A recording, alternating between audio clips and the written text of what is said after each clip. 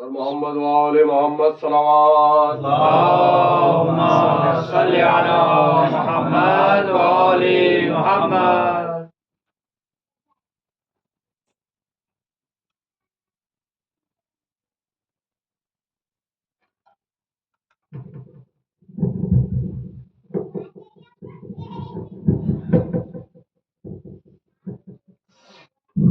لا حول ولا قوة إلا بالله العلي العظيم. أعوذ بالله من الشيطان اللعين الرجيم. بسم الله الرحمن الرحيم. الحمد لله رب العالمين، والجنة للموحدين والمؤمنين، والنار للعاصين والملحدين والكافرين والمنافقين والمشركين. ثم الصلاة والسلام على أشرف الأنبياء والمرسلين الذي سمي في السماء بأحمد وفي الأرض بأبي القاسم. اللهم صل على محمد وآل محمد. ثم الصلاة والسلام على أهل بيته الطيبين الطاهرين المعصومين المظلومين الغر الميامين، واللعنة الدائمة الباقية الجارية القائمة الثابتة على أعدائهم أجمعين. أما بعد، فقد قال الله سبحانه تبارك وتعالى في القرآن الكريم وهو أصدق القائلين وقوله الحق والصدق. أعوذ بالله من الشيطان الرجيم. بسم الله الرحمن الرحيم. فمن حاجك فيه من بعد ما جاءك من العلم فقل تعالوا ندعو أبناءنا وأبناءكم ونساءنا ونساءكم وأنفسنا وأنفسكم ثم نبتهل فنجعل لعنة الله على الكاذبين. صلوات. اللهم صل على محمد وآل محمد. شکر خدا اور رسول کے بعد اس بابرکت عید کی عید مباہلہ کی مبارک تبریک تہنیت اور مبارکبادی ہمارے زمانے کے امام زمانہ اللہ تعالیٰ شریف اللهم صل على محمد وآل محمد. کی بارگاہ کریم اور اس کے بعد آپ تمام مومنین اور مومنات کی خدمت میں تبریک تہنیت اور مبارکباد. پیغمبر اسلام صلی اللہ علیہ وآلہ وسلم اللهم صل على محمد وآل محمد. نے اس کائنات میں آ کر اپنے اخلاق اور اپنے کردار سے اللہ کے بندوں کو دین حق کی طرف دعوت دی. پوری زندگی پیغمبر اسلام کی تبلیغ اسلام میں بسر کی، اور جب سن 9 ہجری آئی تو 9 ہجری میں، کیونکہ 10 ہجری میں واقعہ غدیر ہوا اور 11 ہجری میں پیغمبر اسلام کی وفات و شہادت ہوئی، تو سن 9 ہجری میں پیغمبر اسلام نے مختلف ممالک کے مختلف بادشاہوں کو خطوط لکھے تھے، اور ان خطوط میں پیغمبر اسلام نے اسلام کی طرف ان کو دعوت دی، اور یہ لکھا کہ میں آخری نبی و رسول ہوں، اور یہ اسلام جس کو میں لے کر آیا ہوں یہ آخری الہی دین ہے. اب میرے بعد نہ کوئی پیغمبر آنے والا ہے، نہ اس دین الہی کے بعد کوئی اور دین آنے والا ہے. لہٰذا میں آپ سب کو دعوت دیتا ہوں کہ آپ اس دین کو قبول کر لیں، اسلام کا کلمہ پڑھ لیں اور مسلمان بن جائیں. جہاں آپ نے یہ خطوط لکھے ہوئے قاصد کو بھی ساتھ میں بھیجا تاکہ اس خطوط کو لے کر جائے. الگ الگ بادشاہوں کے پاس پیغمبر اسلام نے اپنے پیغام اور اپنے میسج کو بھیجا، اور سب کے اوپر الگ الگ اثر پڑا. کسی نے پیغمبر اسلام کے خط کو پڑھا تو خط کو پڑھ کر اسلام کی دعوت کو قبول کیا، کلمہ پڑھا، مسلمان بن گیا، اور قاصد کو بھی انعام و اکرام سے نوازا، اور انعام کے ساتھ عزت و احترام کے ساتھ قاصد کو واپس بھیجا. اور کسی کے اوپر یہ اثر ہوا کہ پیغمبر اسلام کے خط کو پڑھ کر غصہ ہوا اور قاصد کو قتل کر دیا. اور اس طرح سے جب یہ پیغام پیغمبر اسلام تک پہنچا تو آپ نے فرمایا کہ جس نے میری تحریر کو چاک کیا خدا اس کی شکم کو چاک کیا۔ اور جب پیغمبر اسلام نے سب جگہوں پر اپنے پیغام کو بھیجا تو پیغمبر اسلام نے یمن میں ایک علاقہ تھا اور اس جگہ کا نام نجران، وہاں زیادہ تعداد میں عیسائی بستے تھے اور وہاں ان لوگوں کے پاس ایک چرچ بڑا اگلیس تھا اور سب اس اگلیس کے اندر جا کر اللہ کی عبادت کرتے تھے۔ تو وہاں بھی پیغمبر اسلام کا جب خط پہنچا تو جب پیغمبر اسلام کا میسج ان تک پہنچا تو ان لوگوں نے خط کو پڑھا اور ایک ہنگامی میٹنگ طلب کی اور سارے عیسائی وہاں پر جمع ہوئے اور میٹنگ میں وہ خط پڑھ کر سنایا کہ مدینے میں یہ اللہ کے آخری نبی آئے ہیں اور انہوں نے یہ پیغام بھیجا ہے کہ اسلام آخری دین ہے اور اب اس دین اسلام کو ہم سب قبول کریں۔ تو جیسا کہ ہر ایک جگہ پر الگ الگ طرح کے لوگ ہوتے ہیں، کچھ لوگ ہوتے ہیں کہ جو بہت جذباتی ہوتے ہیں اور فوراً جذبات میں آ جاتے ہیں اور کسی کی بات میں فوراً آستینوں کو اٹھا لیتے ہیں، کچھ لوگ ہوتے ہیں کہ جو نرم مزاج ہوتے ہیں اور آسانی سے اور اچھی طرح سے ان پیغام کو کسی کے سنتے ہیں، کچھ تو فوراً آگ ببولا ہو جاتے ہیں کہ ہم لڑنے کے لیے تیار ہیں اور ان کے پاس طاقت ہے تو ہمارے پاس بھی طاقت ہے، ہم مقابلہ کریں گے، ہم ان سے لڑائی کریں گے، ہم جھگڑا کریں گے۔ تو وہاں پر بھی مختلف آرا سامنے آئی اور آخر میں اس میٹنگ میں یہ ڈیسیژن لیا گیا کہ نجران سے عیسائیوں کا 60 لوگوں کا ایک ڈیلیگیشن بنایا جائے اور یہ ڈیلیگیشن جائے مدینہ اور مدینہ میں جا کر انویسٹیگیشن کرے کہ یہ نبی کون نبی ہے، یہ دین کیسا دین ہے، اور جب حالات سے باخبر ہو جائیں تو اس کے بعد پھر ہم کچھ فیصلہ کریں۔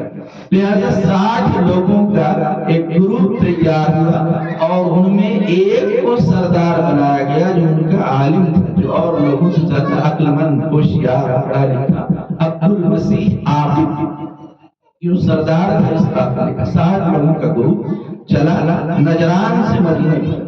جب یہ نجران سے مدینے کی طرف چلنے لگے تو انہوں نے زرد برق لباس پہنے اور ریشمی عباؤں کو اڑا، ہاتھ میں سونے کی انگوٹیاں پہنی۔ ریشمی لباس مرد کے لیے اسلام میں حرام ہے، اسی طرح سونے کی انگوٹیاں بھی مرد کے لیے ہمارے یہاں حرام قرار گئی۔ تو ان لوگوں نے سونے کی انگوٹیاں پہنی، ریشمی عبائیں پہنی اور مہنگی سواریوں کے اوپر سوار ہو کر بڑے ہی تذک و احتشام کے ساتھ مدینے کی طرف چلے۔ جب مدینے میں انٹر ہوئے ہیں اور صحابہ نے دیکھا تو کیونکہ اس سے پہلے کوئی اتنے غرور اور گھمنڈ کے ساتھ مدینے میں آیا ہے، لہذا صحابہ کرام میں حیرت رہ گئے، دریائے تعجب میں غرق ہو گئے کہ یہ کیسے لوگ ہیں، یہ کون لوگ ہیں جو اس سج دھج کے ساتھ مدینے میں آئے ہیں اور اس غرور و گھمنڈ کے ساتھ آئے ہیں۔ جس گلی سے گزرے، جس راستے سے گزرے، سب لوگ دیکھتے رہ گئے اور آخر میں ان لوگوں نے پوچھا کہ مسجد النبوی کہاں ہے؟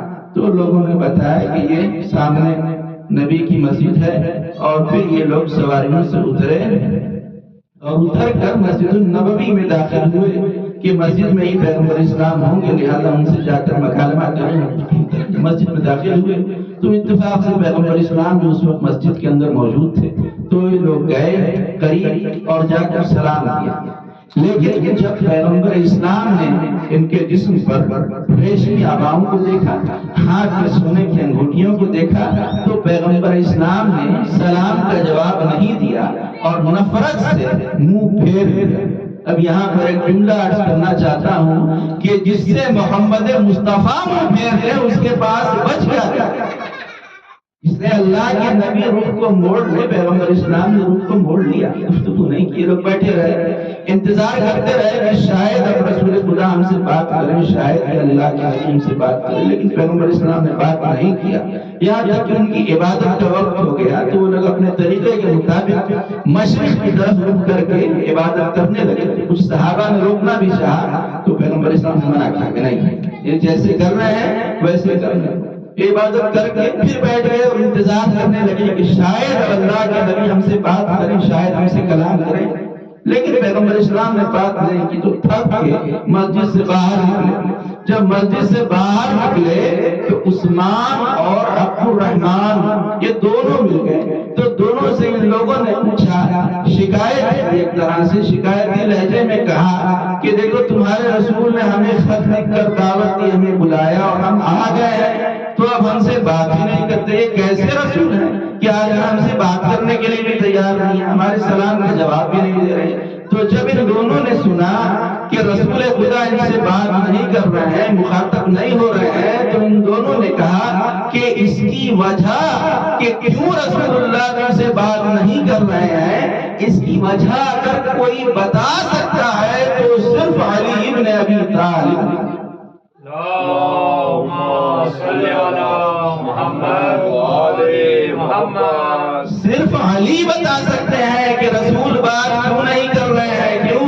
اس لیے کہ مزاج رسالت کو پہچاننے والا اگر کوئی ہے اس کائنات میں تو تنہا علی ہے، جو مزاج رسالت کو پہچانتے ہیں کہ رسول بات کیوں نہیں کر رہے، لہذا جاؤ اور جا کر علی سے پوچھو کہ بات کیا ہے، مسئلہ کیا ہے۔ لہذا یہ سب کے سب لوگ مولا علی کے دروازے پر آئے اور مولا سے آ کر پوچھا کہ دیکھیے ہم آئے تھے، رسول خدا نے ہمیں دعوت دی تھی لیکن وہ ہم سے بات ہی نہیں کر رہے ہیں، آخر وجہ کیا ہے؟ تو جب مولا نے دیکھا کہ ان کے جسم پر ریشمی عبائیں ہیں، ہاتھ میں انگوٹھیاں ہیں، قیمتی اور مہنگی سواریوں پر آئے ہیں، تو پھر مولا کائنات نے کہا کہ اپنے جسم سے ریشمی عباؤں کو اتار دو، سونے کی انگوٹھیوں کو اتار دو اور سادے لباس اور سمپل لباس میں میرے نبی کے پاس جاؤ تو پیغمبر اسلام تمہارے سوال کا جواب بھی دیں گے، سلام کا جواب بھی دیں گے اور تم سے کلام بھی کریں گے۔ تو اب یہ لوگ سونے کی انگوٹھیاں پہن کر پیغمبر اسلام کے اوپر روک ڈالنا چاہتے تھے اور یہ بھول گئے کہ یہ رسول وہ رسول ہے کہ جس کے گھر کی کنیز فضہ بھی سونا بنانا جانتی ہے۔ یہ قیمتی عباؤں کو پہن کر، ریشمی عباؤں کو پہن کر رسول کے اوپر روک ڈالنے کی کوشش کر رہے تھے اور یہ بھول گئے کہ یہ رسول وہ رسول ہے کہ جن کے نوازوں کا کپڑا عید کے دن جنت سے آتا ہے۔ یہ مہنگی سواریوں کے اوپر سوار ہو کر رسول پر روک ڈالنے کی کوشش کر رہے تھے اور یہ بھول گئے کہ یہ رسول وہ رسول ہے کہ جب معراج کی شب جانے لگا عرش اعظم پر تو براق اللہ نے معراج سے بھیجا تھا۔ صلوات محمد اللهم صل على محمد وآل محمد۔ بس ایک مرتبہ جب مولا کائنات نے فرمایا تو ان لوگوں نے لباس کو تبدیل کیا اور سادے لباس میں بارگاہ رسالت میں گئے اور جا کر پھر مسجد میں پیغمبر اسلام کو سلام کیا تو آپ نے سلام کا جواب بھی دیا اور ان سے کلام بھی کیا اور نماز عصر کے بعد گفتگو شروع ہوئی۔ تو سب سے پہلے پیغمبر اسلام نے ان سب کو اسلام کی دعوت دی کہ میں اللہ کا آخری نبی رسول ہوں اور جس دین کو لے کر آیا ہوں وہ آخری دین ہے، لہذا تم سب کلمہ پڑھو اور مسلمان بن جاؤ۔ تو ان لوگوں نے کہا کہ وی آر آلریڈی مسلم، ہم تو پہلے سے ہی مسلمان ہیں، دیشا ہم سب مسلمان ہیں۔ تو پیغمبر اسلام نے کہا کہ تم کیسے مسلمان ہو جبکہ سور کا گوشت کھاتے ہو؟ تم کیسے مسلمان ہو سکتے ہو جبکہ صلیب کی عبادت کرتے ہو؟ صلیب کو کراس کہ جو ہر ایک چرچ کے اوپر لگا رہتا ہے اور عیسائی اس کی عبادت کرتے ہیں اور ان کے مطابق اسی کے اوپر حضرت عیسیٰ کو سولی کے اوپر چڑھایا گیا ہے۔ تو پیغمبر اسلام نے فرمایا تم کراس کی عبادت کرتے ہو، تم کیسے مسلمان ہو؟ تم عیسیٰ کو ابن اللہ مانتے ہو کہ وہ سن آف گاڈ ہے، حضرت عیسیٰ خدا کے بیٹے ہیں، تم ایسا مانتے ہو؟ تو ان لوگوں نے کہا کہ اگر عیسیٰ کا باپ اللہ نہیں ہے تو عیسیٰ کے باپ کون ہے؟ کیا کوئی دنیا میں بغیر باپ کے بھی آ سکتا ہے؟ اور اگر حضرت عیسیٰ کا باپ خدا نہیں ہے تو حضرت عیسیٰ کا باپ کون ہے؟ جب انہوں نے ایسا کہا اور ماننے کے لیے تیار نہیں ہوئے تو فوراً پیغمبر اسلام کے اوپر جبریل نازل ہوئے اور سورہ آل عمران کی آیت نمبر 51 اِنَّا مَثَلَ عِیسَىٰ عِندَ اللَّهِ كَمَثَلِ آدَمَ خَلَقَهُ مِن تُرَابٍ ثُمَّ قَالَ لَهُ كُن فَيَكُونُ۔ عیسیٰ کی جو مثال ہے اللہ کے نزدیک وہ آدم کی طرح ہے۔ تو جب اللہ آدم کو بغیر ماں باپ کے پیدا کر سکتا ہے تو عیسیٰ کو بغیر باپ کے پیدا کیوں نہیں کر سکتا؟ اگر عیسیٰ کا باپ نہیں ہے تو اللہ باپ ہو جائے گا، تو پھر آدم بھی تو اللہ کے بیٹے کہلائیں گے۔ تو پیغمبر اسلام نے ان کو سمجھایا، قرآن کی آیت سے سمجھایا، لیکن یہ کٹ حجتی پر لگے رہے، ضد کرتے رہے، پیغمبر اسلام کی بات نہیں مانی۔ تو دیکھا آپ نے، اگر سامنے والا کٹ حجتی پر آ جائے تو پھر سمجھانے والا اگر رسول بھی ہو تو بات نہیں مانتے۔ تو اگر کوئی ایک مولانا کی بات نہ مانے تو اس میں تعجب کی کیا بات ہے؟ جب رسول کی بات نہیں مان رہے ہیں، پیغمبر اسلام نے سمجھایا اور قرآن کی آیت آئی لیکن ماننے کو تیار نہیں۔ جب ماننے کو تیار ہے تو پھر جبریل آیا، آیت نمبر 61 سورہ آل عمران، فمن حاجک فیہ من بعد ما جاءک من العلم فقل تعالوا ندعو ابناءنا وابناءکم ونساءنا ونساءکم وانفسنا وانفسکم ثم نبتہل فنجعل لعنۃ اللہ علی الکاذبین۔ اے میرے نبی، جب علم آ جانے کے بعد، علم سے مراد یہاں پر قرآن ہے کہ اگر قرآن کی آیت آ جانے کے بعد بھی یہ لوگ آپ سے بحث کر رہے ہیں، جھگڑا کر رہے ہیں، کٹ حجتی کر رہے ہیں، تو ان سے کہہ دیجئے فقل تعالوا ندعو ابناءنا، تم اپنے بیٹوں کو لاؤ، ہم اپنے بیٹوں کو لاتے ہیں، تم اپنی عورتوں کو لاؤ، ہم اپنی عورتوں کو لاتے ہیں، تم اپنے نفسوں کو لاؤ، ہم جو نفسوں کو لاتے ہیں، ثم نبتہل، اور اس کے بعد ہم سب مل کر مباہلہ کر لیں، فنجعل لعنۃ اللہ علی الکاذبین، اور ہم سب مل کر جھوٹوں کے اوپر لعنت۔ مباہلہ حقیقت میں اگر آپ دیکھیے تو یہ لفظ جو ہے مباہلہ نہیں ہے بلکہ باب مفاعلہ سے مباہلہ۔ اس کا مطلب یہ ہے کہ دو طرف کے لوگ آمنے سامنے آئے اور اپنے عقیدے کے مطابق ایک دوسرے کے لیے بد دعا کریں اور ایک دوسرے کے اوپر لعنت کریں، تو جو جھوٹا ہوگا اس کے اوپر اللہ کا عذاب اور لعنت آئے گی، جو سچا ہوگا وہ لعنت سے بچ جائے گا۔ لہٰذا جب یہ آیت نازل ہوئی تو پیغمبر اسلام نے عبد المسیح جو عاقب جو سردار تھا اس سے کہا کہ دیکھو اللہ کی آیت آئی ہے کہ تم ہماری بات نہیں مان رہے ہو تو آؤ میدان میں اور مباہلہ کر لیں، اور تم اس طرح اپنے بیٹوں کو، عورتوں کو اور نفسوں کو لے کر آؤ اور ہم بھی لے کر آتے ہیں۔ تو پیغمبر اسلام نے بتایا کہ 24 ذی الحجہ کی تاریخ ہوگی، مانے والا کل کا دن ہے، اور یہ میدان ہے، جگہ پیغمبر اسلام نے میدان مباہلہ بتایا اور تاریخ بتائی اور بلانے کے لیے تیار ہو گیا۔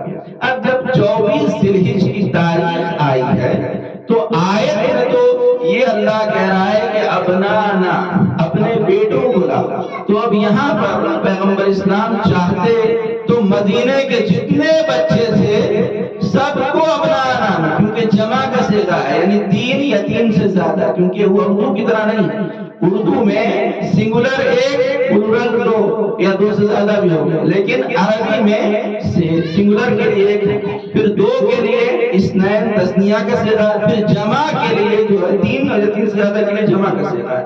تو یہاں پر ابنانا جمع کا صیغہ ہے، لیکن پیغمبر اسلام ابنانا کی جگہ پر صرف امام حسن اور حسین کو لے کر چلے اور کسی کو لے کر نہیں گئے۔ دوسرا جو لفظ آیا ہے نساءنا، تو نساءنا یعنی اپنی عورتوں کو لے کر آؤ۔ تو یہاں پر ایک ذاکر کا جملہ یاد آتا ہے جو کہتے ہیں کہ اسے حکم ہو رہا ہے کہ عورتوں کو لاؤ جو ڈھیر ساری بیویوں کا شوہر۔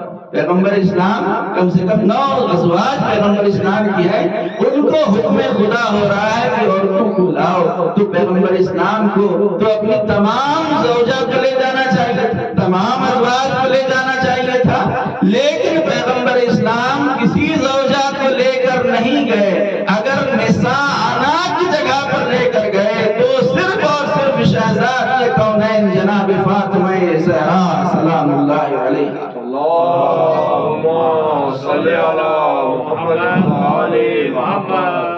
تنہا شہزادی کونین کو لے کر گئے نساءنا کی جگہ پر۔ اور ابھی جیسا کہ وجی بھائی نے بھی پڑھا کہ اگر پیغمبر اسلام کی زیادہ بیٹیاں تھیں، 1 سے زیادہ، تو سب کو لے جاتے، اگر بیٹیوں ہی کو لے جانے کا ارادہ تھا تو اور بیٹیوں کو بھی لے جاتے، لیکن کسی بیٹی کو پیغمبر اسلام لے کر نہیں گئے، صرف شہزادی کونین کو، کیونکہ صرف ایک ہی بیٹی پیغمبر اسلام کی تھی، لہذا صرف شہزادی کونین کو نساءنا کی جگہ پر لے کر چلے، اور انفسنا کی جگہ پر انفسنا اپنے نفسوں کو لاؤ، تو پیغمبر اسلام اپنے سارے صحابیوں کو مدینے میں جتنے تھے سب کو لے جا سکتے تھے، لیکن کیونکہ جمع کا صیغہ ہے، لیکن کسی کو لے کر نہیں نہیں گئے، بلکہ اگر لے کر گئے انفسنا کی جگہ پر تو صرف اور صرف نفس رسول مولا کائنات امیر المؤمنین علی بن ابی طالب علیہ السلام۔ اللهم صل على محمد وآل محمد۔ اب یہاں پر علامہ طارق لوری اللہ مقام کا جملہ ان کو یاد آتا ہے، وہ کہتے تھے کہ پیغمبر تو کسی کو لے کر نہیں گئے، لیکن کسی نے کہا بھی نہیں کہ یا رسول اللہ ہمیں لے چلیے۔ کسی نے کہا کہ نہیں، جب فتح مکہ ہوا تو کچھ لوگ کہنے لگے یا رسول اللہ ہم کو کہیں ہم کو توڑ دیں گے، ہم کو توڑ دیں گے۔ تو پیغمبر اسلام نے کہا نہیں، وہ بت نہیں توڑ سکتا جس نے بت پرستی کی ہو، بت وہ توڑے گا جس نے زندگی میں کبھی بت پرستی نہ کی ہو۔ تو وہاں تو کہہ رہے تھے کہ ہمیں کہیے ہم بتوں کو توڑ دیں، لیکن جب مباہلے میں رسول جانے لگے تو کسی نے نہیں کہا کہ یا رسول اللہ ہمیں بھی لے چلیے، یا رسول اللہ ہمیں بھی لے چلیے۔ کیوں؟ اس لیے کہ جانتے تھے وہ احد کا میدان نہیں ہے جہاں خطرہ دیکھ کر پہاڑ پہ بھاگ جائیں گے، یہ لعنت کا میدان ہے۔ جانتے تھے اگر ایک بار لعنت ہو گئی تو پھر پیچھا نہیں چھوڑیں گے۔ اللهم صل على محمد وآل محمد۔ یہ تلوار سے اس میدان میں جنگ نہیں ہوگی، بلکہ اس میدان مباہلہ میں کردار سے جنگ ہوگی۔ جس کا کردار ہوگا وہ اس میدان کو فتح کرے گا۔ بس ایک مرتبہ جب وہ دن آ گیا، وہ تاریخ آ گئی 24 ذوالحجہ کی، تو پیغمبر اسلام چلے، اور جب گھر سے چلنے لگے پنجتن کو لے کر تو اللہ سے دعا کی کہ پروردگار ہر نبی کے اہل بیت ہوتے ہیں اور یہ میرے اہل بیت ہیں، تو ان سے رجس کو اور نجاست کو دور رکھ، اس طرح دور رکھ، اس طرح دور رکھنے کا حق۔ یہ نہیں کہ دور کر، اس لیے کہ دور کرنے کا مطلب یہ ہو جائے گا کہ نجاست تھی تو دور کیا گیا، نہیں۔ آیت تطہیر کے ترجمہ بھی ہے یطہرکم تطہیرا، ایسے پاک رکھ جو پاک رکھنے کا حق۔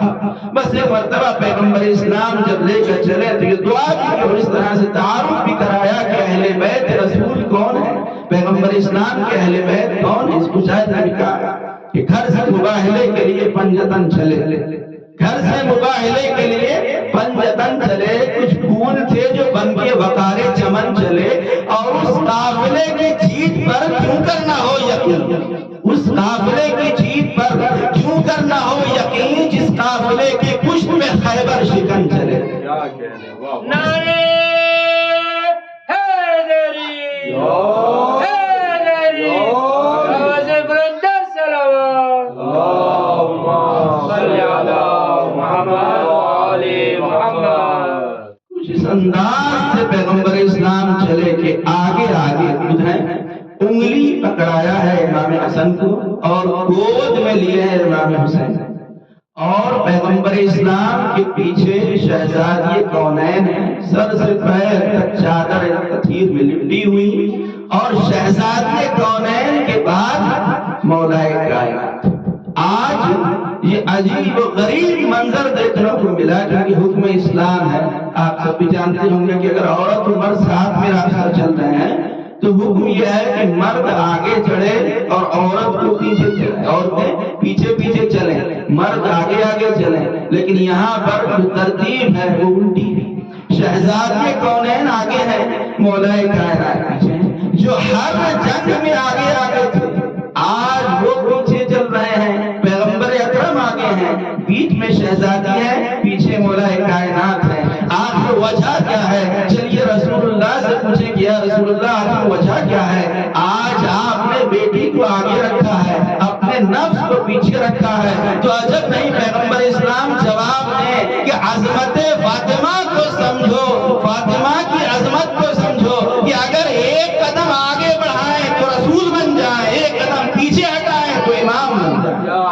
واہ واہ واہ واہ واہ۔ سورت سے آشکار ہے سیرت رسول کی، سورت سے آشکار ہے سیرت رسول کی، باتیں رسول کی تو طہارت رسول کی، میراث میں ملی ہے کرامت رسول کی، تطہیر فاطمہ ہے طہارت رسول کی، اور وارث نبی کے علم کی تنہا بطول تھی، وارث نبی کے علم کی تنہا بطول تھی، اور پردہ نشینہ ہوتی تو یہ بھی رسول۔ واہ واہ واہ واہ واہ واہ۔ पर्दा नशीला होती तो ये भी रसूल थी। आप देखिए अज़मत शहज़ादी कौनैन है कि पैगंबर इस्लाम ये बता रहे हैं कि अज़मत सैयदा को समझो कि रिसालत भी फातिमा का तवाफ कर रही है, इमामत भी फातिमा का तवाफ कर रही है, रिसालत भी फातिमा का तवाफ कर रही है। और इस तरह से शहज़ादी कौनैन चली कि आपके जो कदम मुबारक है वो नक्श कदम रिसालत के ऊपर पड़ते जा रहे हैं और आपके कदम इमामत के लिए अपने कदमों को छोड़ते हुए चल रही है। इमामत के नक्श कदम आपके ऊपर पड़ रहे हैं। कोई अगर पैगंबर इस्लाम शहज़ादी कौनैन को पीछे रखते, सबसे पीछे, तो मुमकिन था कि आपके निशाने कदम पर किसी और नामहरम के निशाने कदम पड़ जाए, लेकिन इधर शहज़ादी कौनैन अपने कदमों को जमीन पर रख रही है, उसके फौरन बाद मौलाए कायनात के कदम पड़ रहे हैं और इस तरह शहज़ादी कौनैन के जो निशान कदम हैं वो मिटते जा रहे हैं। तो इस तरह से पैगंबर इस्लाम लेकर पंजतन के इस छोटे से काफिले को मैदान मुबाहला की तरफ बढ़े। बस जैसे ही मैदान मुबाहला में पहुंचे तो ईसाइयों में जो सरदार था अब्दुल मसीह आकिब, वो पहले ही लोगों को कह चुका था, बता चुका था अपनी कौम वालों को कि अगर रसूल अपनी उम्मत के साथ आए तो कोई खतरा नहीं, मुबाहिदा कर लेना, लेकिन अगर अपने अहले बैत को लाए, अपने घर वालों को लाए तो हरगिज़ मुबाहिदा न करना। बस ये इंतजार में थे ये लोग कि एक तरफ से पैगंबर इस्लाम अहले बैत को लेकर चले और अब्दुल मसीह आकिब ने जैसे ही देखा कि पैगंबर अपने अहले बैत को लेकर आ रहे हैं तो वो चीखा, पुकारा कि इन्नी अरा वुजूहन, मैं ऐसे चेहरों को देख रहा हूं कि अगर ये इशारा करते तो पहाड़ अपनी जगह पे छोड़ दो, पहाड़ चलने लगे अगर ये इशारा करते। लिहाजा अपनी कौम को कहा हरगिज़ इनके साथ मुबाहिला न करना, अगर इनके साथ मुबाहिला करोगे तो शिकस्त होगी और सारे के सारे ईसाई मारे जाएंगे। और इसलिए पैगंबर ने खुद फरमाया कि अगर ईसाई रोज़े मुबाहिला मुझसे मुबाहिला कर लेते तो इस जमीन पर एक भी ईसाई जिंदा न रहता। तो अगर आज ईसाई जमीन के ऊपर जिंदा है तो पंजतन का शुक्रिया अदा करें कि पंजतन के सदक़े में ईसाई आज जिंदा है, वरना अगर पंजतन बद्दुआ कर देते तो कोई ईसाई के ऊपर बाकी न रहता। लिहाजा वो सर झुका दिया, वो हार गए, पीछे हट गए और कहा नहीं, हम मुबाहिला नहीं कर सकते हैं, हम आपसे मुबाहिला नहीं करेंगे और जिज़िया देने के लिए तैयार हो गए, जिज़िया देने के लिए तैयार हो गए। इसीलिए आज आप देखिए कि पूरी कायनात में मुसलमानों का कोई एक फिरका नहीं है कि जो ईसाइयों पर लानत करता है। बताइए, कभी ईसाइयों पर हमने लानत की? ईसाइयों पर कभी किसी ने मुसलमान ने लानत नहीं की। क्यों? इसलिए कि पंजतन के मुकाबले पर आने से ईसाई हट गए। ईसाई समझदार थे कि पंजतन के मुकाबले पर नहीं आए, पंजतन के मुकाबले से हट गए। यजीद अहमद था जो पंजतन के मुकाबले पर आया, यजीद पंजतन के मुकाबले पर आया, लिहाजा आज तक उसके ऊपर लानत भेजी जा रही है। और इस तरह अल्लाह ने एक और मेयार भी बताया, एक और रविश भी बताई, एक और तरीका भी बताया कि अगर लानत भेजना है झूठों पर तो बंद कमरे में लानत नहीं भेजी जाएगी, खुले मैदान में झूठों पर लानत भेजी जाएगी, ताकि दुनिया को पता चले सादिकीन कौन है, काज़िबीन कौन है। सल्लल्लाहु सल्ली अला मुहम्मद व आले मुहम्मद। इस मुबारक और बाबरकत रात और कल के इस मुबारक दिन के सदक़े में परवरदिगार से पंजतन पाक के वसीले से दुआ करते हैं कि परवरदिगार तुम्हें वास्ता है, पंजतन पाक हमारे तमाम गुनाहों की भी और सगीरा को माफ फरमा। हमें जो लोग परेशान हैं उनकी परेशानियों, दुख और तकलीफों को दूर फरमा। जो लोग मक़रूज़ हैं उनका कर्जा खजाने गैब से अता फरमा। हम सबको पंजतन पाक की सीरत और सुन्नत पर चलने की तौफीक अता फरमा। परवरदिगार परचम इस्लाम को सरबलंदी और शरफ अता फरमा, परचम कुफ्र निफाक को सरनगू फरमा, दुश्मनान इस्लाम को इस्तेमाल محفوظ فرما پروردگار ہمارے مولا آقا ہمارے سید سردار منظور ہم سب کو اپنے مولا آقا کے مخلص غلام ہو جانے سے شمار ربنا تقبل منا انك انت السميع العليم بسم الله الرحمن الرحيم ان الله وملائكته يصلون على النبي يا ايها الذين امنوا صلوا عليه وسلموا تسليما اللهم صل على محمد وآل محمد